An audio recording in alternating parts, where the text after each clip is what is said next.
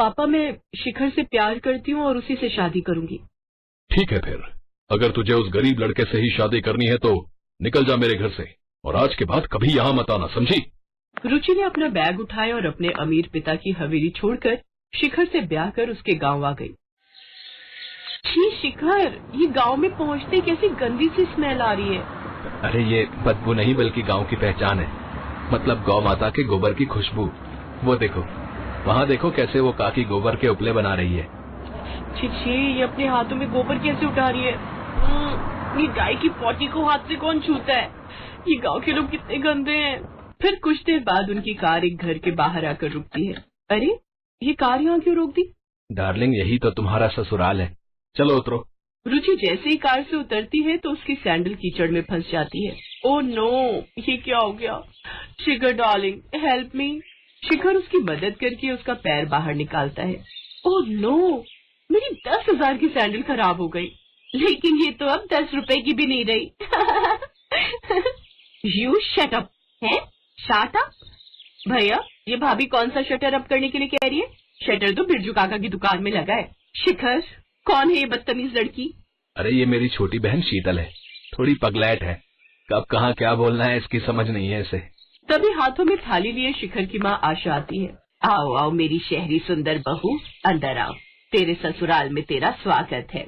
कुछ ही देर में सारे गांव में ये बात पता चल जाती है कि शिखर कोई शहरी बहू लाया है। अगले दिन गांव की कुछ औरतें उसकी मुंह दिखाई के लिए आती हैं। रुचि बहू, बाहर आ जाओ, मुंह दिखाई के लिए गांव की औरतें आ गई हैं। रुचि शॉर्ट ड्रेस पहनकर बाहर आती है। अरे आशा बहन, इसकी मुंह दिखाई है या टांग दिखाई? इसके मुंह से ज्यादा तो इसकी टांगे दिख रही हैं। पहले पता होता टांग दिखाई है तो इसकी टांगे ढकने के लिए तोहफे में कोई कपड़ा ले आते। अब मुंह दिखाई हो बहन या फिर टांग दिखाई, सच तो ये है कि दिख सब कुछ ही रहा है। जितनी इसकी टांगे गोरी है ना, इतना गोरा तो तुम सबका मुंह भी नहीं है। अब जो काम करने आई हो वो करो। और बहू, ये दर्जी मुए ने जरूर तुम्हारा आधा कपड़ा बचा लिया होगा, तभी तो इतनी छोटी सी फ्रॉक सिल दी है। कोई बात नहीं, फिलहाल तो ये चुन्नी सर पर ओढ़ ले और फिर कल से साड़ी ही पहनना। फिर सब उसकी मुंह दिखाई करती हैं और वहां से चली जाती हैं। तभी आशा अपनी बहू से, बहू इससे बड़े कपड़े तो मेरी गोरा पहनती है। कौन गोरा माँ जी? हमारी बच्चिया, अभी कुछ दिन पहले ही जन्म लिया है उसने। माँ जी, ये डिजाइनर कपड़े और इसे कोई दर्जी नहीं सिलता, बल्कि फैशन डिजाइनर बनाता है, और आगे से मेरी तुलना उस बच्चिया से नहीं करना। ये कहकर रुचि अपने कमरे में चली जाती है। शाम को रुचि अपनी हील्स हर जगह ढूंढती है, लेकिन वो उसे कहीं नहीं मिलती। उफ, न जाने कहाँ चली गई, यहीं तो रखी थी। क्या हुआ रुचि, क्या ढूंढ रही हो? वो मेरी रेड वाली हील्स नहीं मिल रही हैं, कल ही निकाली थी बैग से, पता नहीं कहाँ गई। भाभी, पहले ये बताओ वो कितने की थी? पूरे 15,000 की। लेकिन तुम ये क्यों पूछ रही हो? क्योंकि आपकी वो 15,000 की हील्स हमारी गोरा पहनकर घूम रही है। माँ ने उसे वो हील पहना दी है। रुचि, शिखर और शीतल बाहर आते हैं तो गोरा हील पहने खड़ी थी। ओह गॉड, मेरी 15,000 की हील्स का सत्यानाश कर दिया। अरे बहुरिया, तुम्हारी ये हील तो बहुत अच्छी है। देखो ना, गोरा बार बार खुटिया से भाग जाती है। अब हमने तुम्हारी खुटिया से इसे बांध दिया, अब मजाल है वो कहीं भाग पाए। ओह, मैं परेशान हो गई हूँ इन देहातियों से। ए बहुरिया, जुबान संभाल कर हमको देहाती बोली, अंग्रेजी चिड़िया, अंग्रेज की बेटी। अगले दिन, अरे शीतल, ये सब औरतें सुबह सुबह लोटा लेकर कहाँ जा रही हैं? झाड़े हैं? झाड़े मतलब भगन करने। अब आप भी जल्दी चलो, नहीं तो पूरी तरह सवेरा हो गया तो फिर जा नहीं पाओगी। ओ गॉड, उसे फ्रेश होना कहते हैं, और मैं बाहर यूं खुले में नहीं जाऊंगी। मेरे लिए बाथरूम बनवाओ। अरे ओ सहरी तितली, तुझे इतना पता नहीं क्या कि आंगन में तुलसी की जगह होती है, शौचालय बनाने की नहीं। अब एक बार फिर से रुचि की बहस अपनी सास से होती है। इस तरह घर में दोनों की सोच को लेकर झगड़ा बढ़ता ही जाता है। फिर रात को रुचि शिखर से, शिखर, मैं अब और इस गांव में नहीं रह सकती। 2 कमरों की इस झोपड़ी वाले ससुराल में। कहाँ पहले मैं मायके में महारानी बनकर रहती थी, लेकिन यहाँ तो मेरी हालत नौकरानी जैसी हो गई है। ऊपर से यहाँ के लोग कितने गंदे से रहते हैं। हाथ से गोबर उठाना, गोबर से घर लीपना, उपले बनाना, छी, और ना जाने क्या क्या।